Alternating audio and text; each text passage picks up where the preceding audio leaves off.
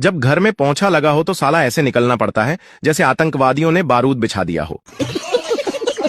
बीड़ी पीने के बाद लोग जूते से उसे ऐसे मसलते हैं जैसे बीड़ी उनके खिलाफ कोर्ट में गवाही देंगी।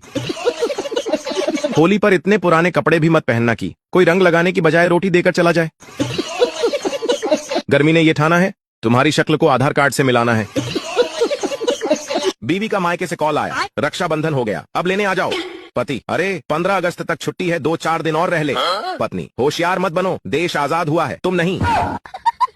भारत एक ऐसा देश है जहां लोग लड़ाई से पहले बोलते हैं तू हाथ लगा के दिखा, और लड़ाई के बाद बोलते हैं तूने हाथ कैसे लगाया। संसार में एक से बढ़कर एक आविष्कार हुए, लेकिन पत्नी के सामने पति की दाल गल जाए ऐसे कुकर का आविष्कार अभी तक नहीं हुआ। पति पत्नी के बीच लड़ाई हुई, पत्नी बाजार जाके जहर लाई और खा लिया, लेकिन वो मरी नहीं, बीमार हो गई। पति गुस्से से बोला 100 बार कहाँ है चीजें देखकर खरीदा करो, पैसे भी गए काम भी नहीं हुआ। जब घर में